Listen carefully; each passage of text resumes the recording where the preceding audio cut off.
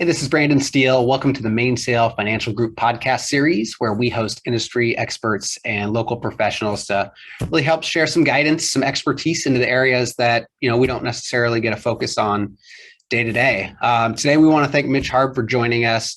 I think especially given the last, almost 2 years now, year and a half of COVID, it feels like there's this total opposite ends of the spectrum on health. We've got people who have really spent a lot of time focusing on it, and maybe some people that kind of let that slip. So we're really excited to have Mitch join us here today and talk about how health can kind of impact our lives and kind of help move us ahead in other areas as well.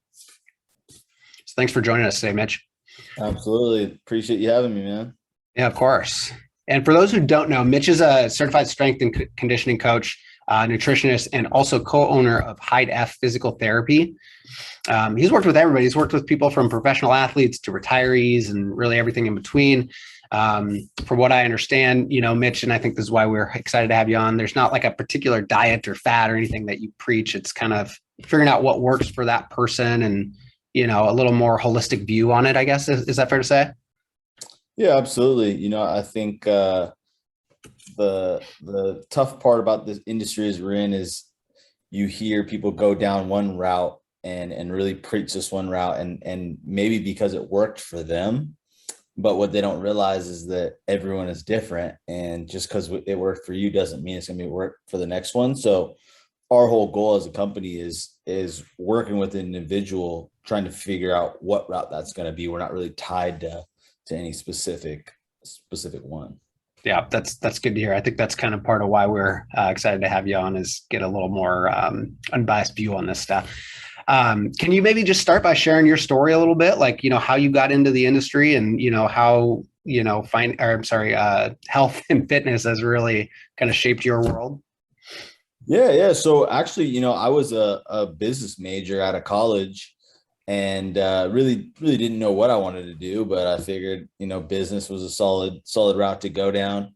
Got into the corporate world and man, it was just like, all of a sudden my health just started going downhill. I was always tired, wasn't really in the shape I wanted to be in. And, you could also look around and see how that projected for a lot of other people too.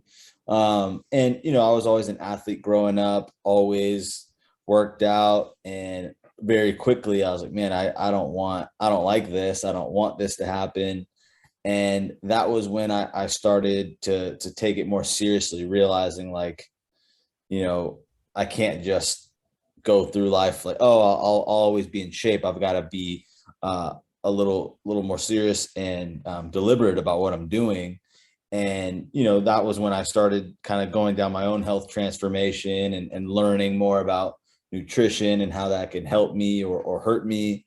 And then, kind of had a little transformation there. And I realized I want more people to know what's out there because I feel like no one's talking about these things. And then, slowly built up my own expertise, certifications and that type of stuff, and built up a business. And then after all of that, I started training on my own, and then formed HIDEF with one of my best friends from high school, who's a physical therapist. And we kind of just brought both worlds, the performance, the rehab, and the nutrition. And here we are today. Awesome. So it sounds like this was going to work really well, because it sounds like the reason you got into this was exactly like what you said. It was, feeling tired. It was trying to find a way to get back to the healthy version of you. Is that fair to sum it up? Yep. Okay. And I think that that was what happened, and I didn't know what was going on, and I could see no one else really knew either.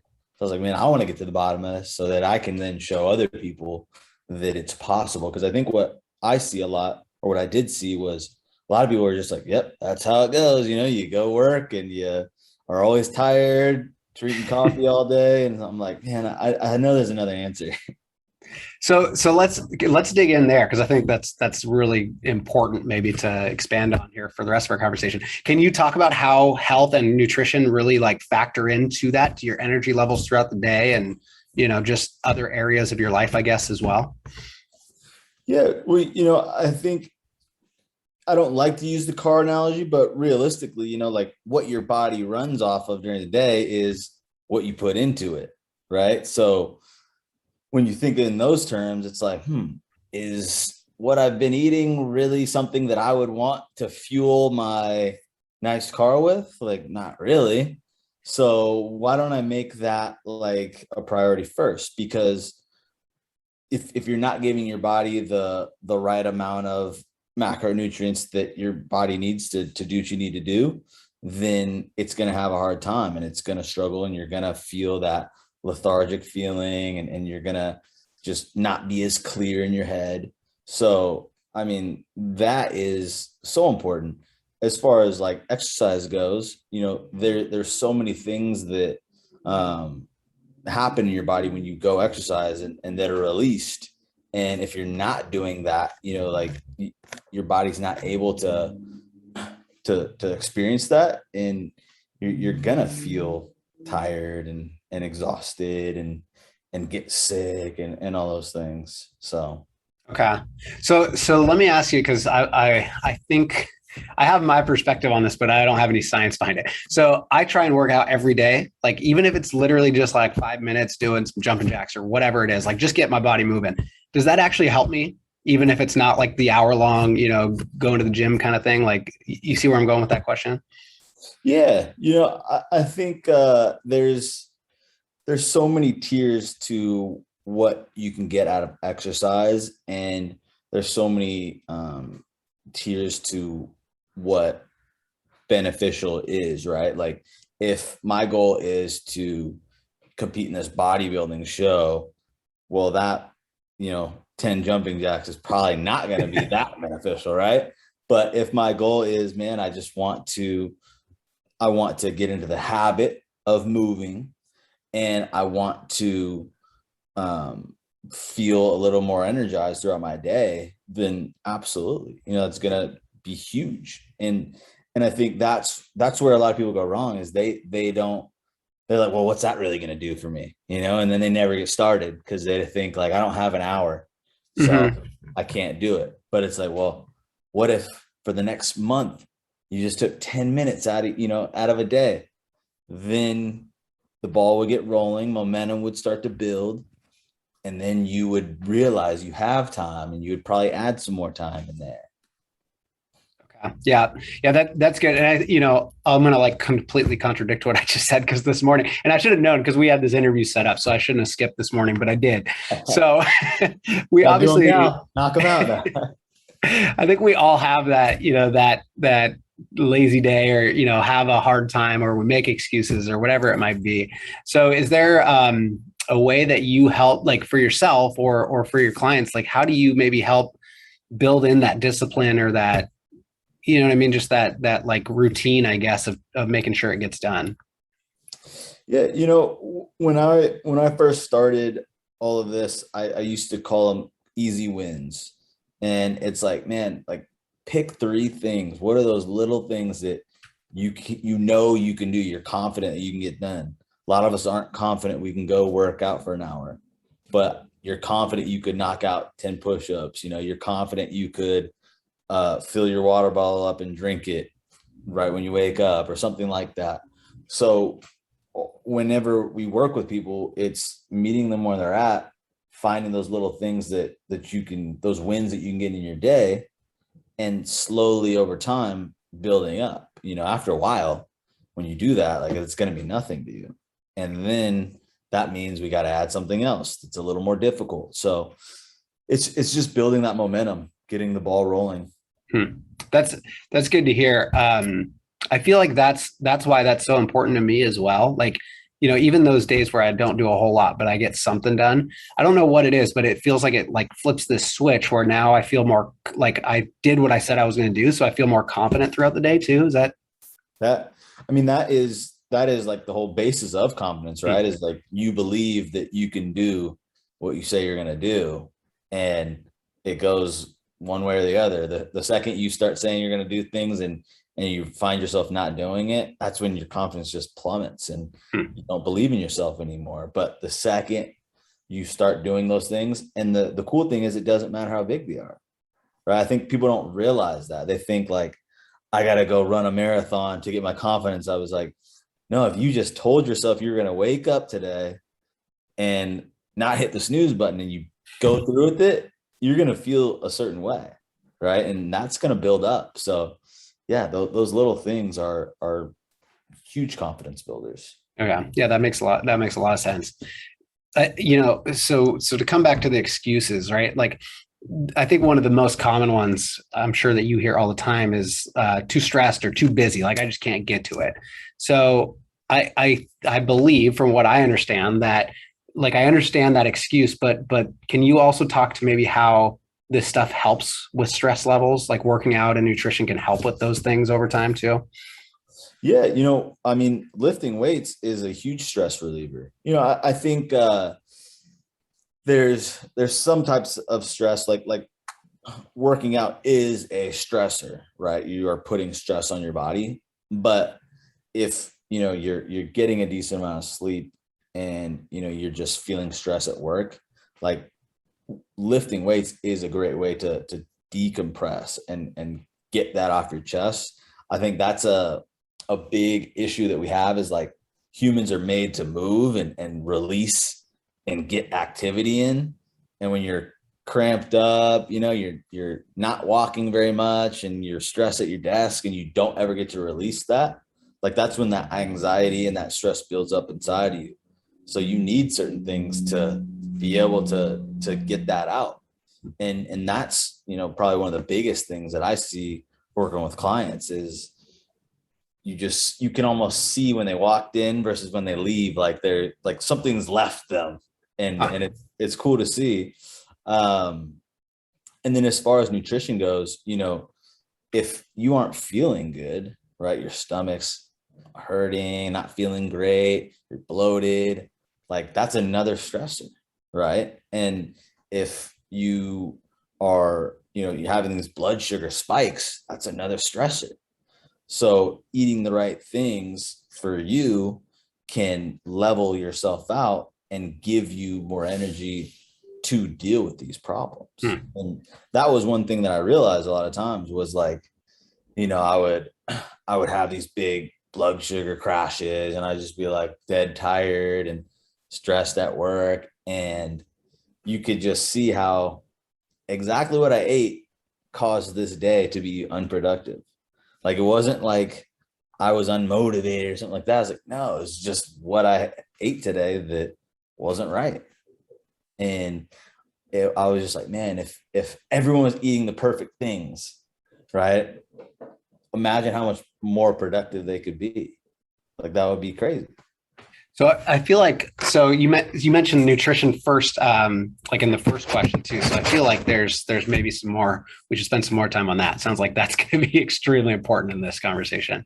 I know that you mentioned at the beginning, like we had talked about this, that there's not like a one size fits all for this, but are there any like specific types of foods or foods that maybe most people are not getting enough of, or something like that can help to kind of keep those energy levels higher throughout the day? Yeah. I mean, number one is protein. Like, that is something that so many people are low in.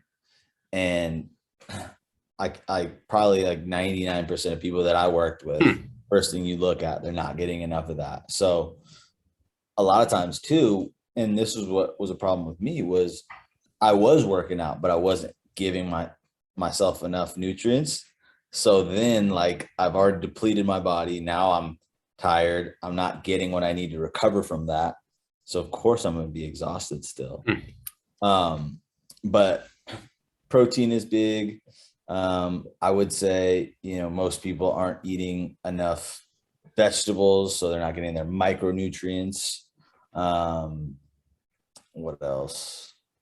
I think that a lot of people are overeating carbohydrates. That's where I was going to go next. You beat me to it. Yeah. Okay. And that is why the keto diet got so popular, was most people realized they're overeating carbohydrates, and the keto diet obviously is pretty zero to very low amount of carbohydrates. And people thought like, oh, well, that must be the way to go. And right off the bat, when you do that, when you eat excess carbohydrates, your body stores water. Mm-hmm. And so when you stop eating that, your body's going to release that water they were storing. And people are like, wow, it's magic. I just lost 10 pounds. Like, really, that's just water. But I still think that people could stand to cut their intake down. Right. And you just look at a regular meal, right? Maybe it's a sandwich with a bag of chips or fries.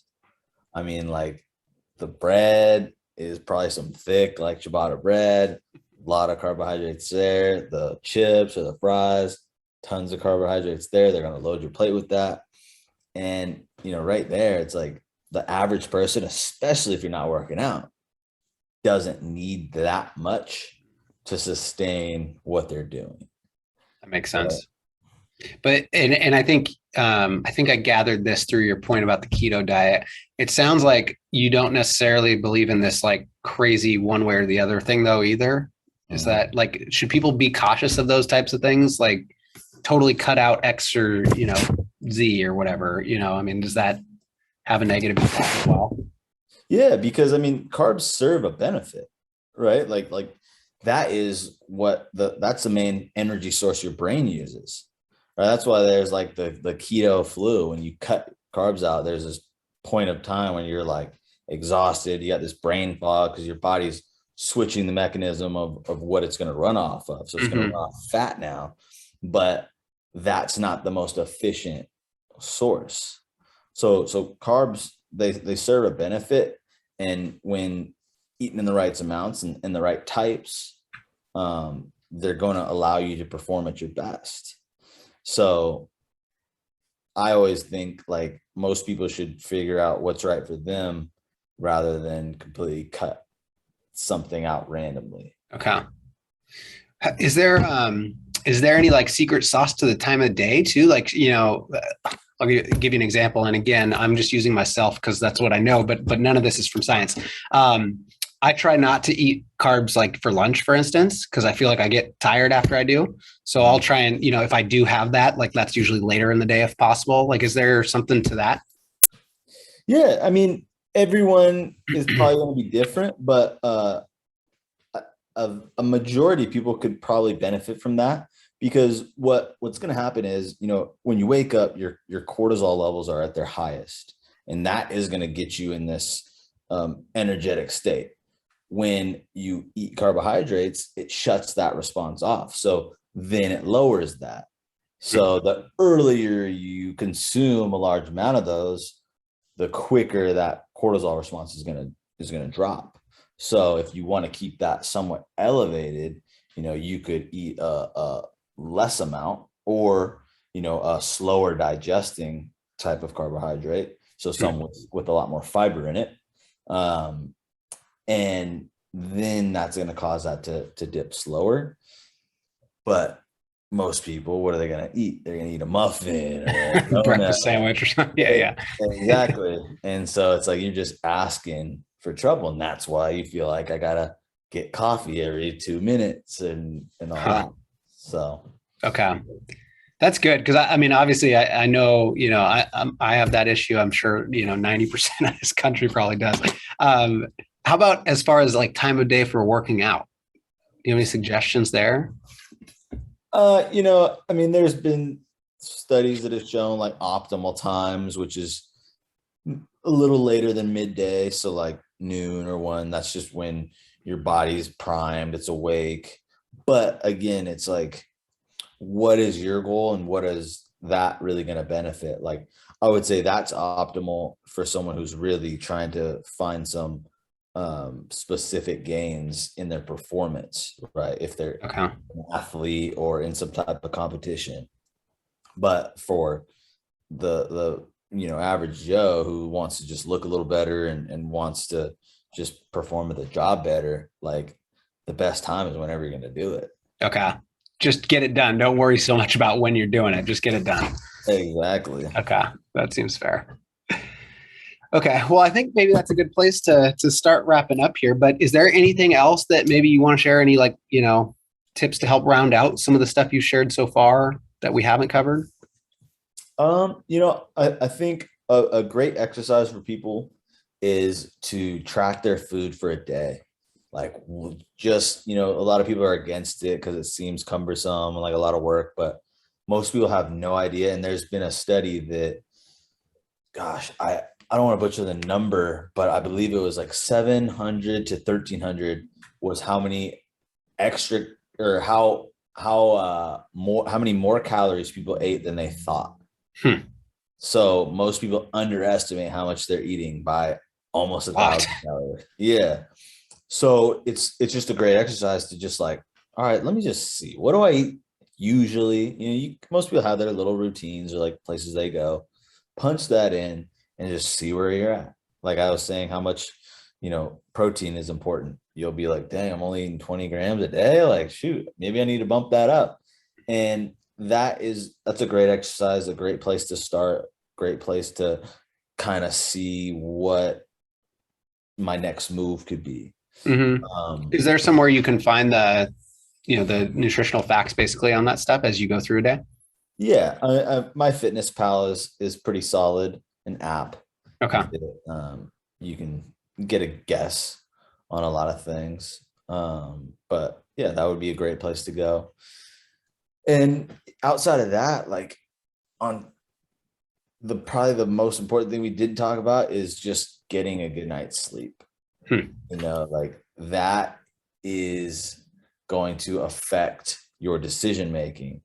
We all know, a lot of people know what is healthy versus what isn't.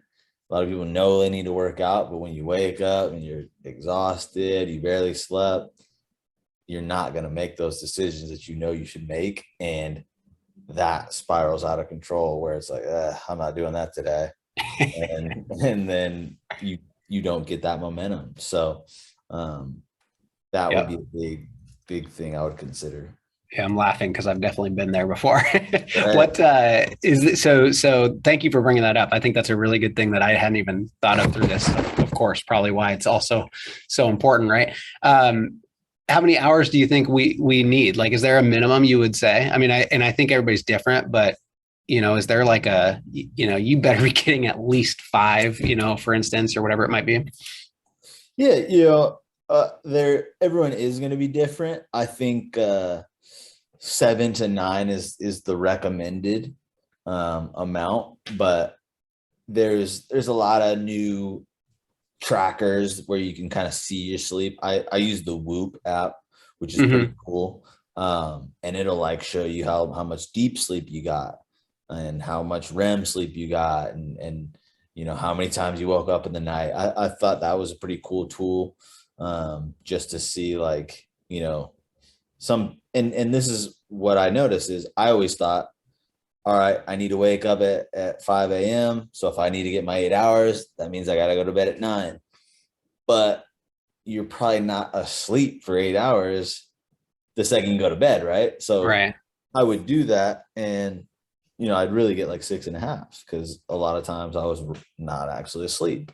So kind of considering that and seeing how long it actually takes you to go to sleep is big, but 7 to 9 is pretty safe. But again, don't go to bed 7 hours before you need to wake up and think you're going to actually get 7 hours. Okay. Yep. That's a good tip. Do you, so if you use one of those types of apps, Whoops or, or whoever, but can you basically just look at when you're naturally coming out of like your deep sleep, for instance, and that's how you know how long you should be sleeping each day? Is that kind of how you base it? No. So it'll kind of show you how long you need to perform based on how much you recovered the night before. Okay. But it'll show you like, here you're in deep sleep, then you went into REM, and then you woke up a little bit, and you went back into deep sleep. But that will determine how well recovered you were. I see. Okay. So it tells the story for you. Okay. Interesting. Well, I'm glad you brought up the sleep part of it. That wasn't even on my agenda, but I think probably pretty dang important. So for sure. If anybody wants to get in touch with you or has any questions for you, is there a good way they can reach out? Yeah. Instagram's pretty good. That's Easy Wins Mitch. And then, our website, HIDEFPT.com. That's a good way. And yeah, always open to answering questions or talking to whoever. Awesome. Well, thanks a bunch, Mitch. I think this is really good stuff. So hopefully people can use this and, try and make the most of those other 15 hours they're awake. For sure. Yeah. Good deal. And of course, we've had a lot of people reaching out to us. So I want to thank everybody for reaching out with some of the questions you've had. If you have any questions or we can help you out at all, you can email us directly, info@mainsailfg.com. And I just want to thank you once again, Mitch, for joining us today. Appreciate you guys having me. Yeah, of course. You have a good day.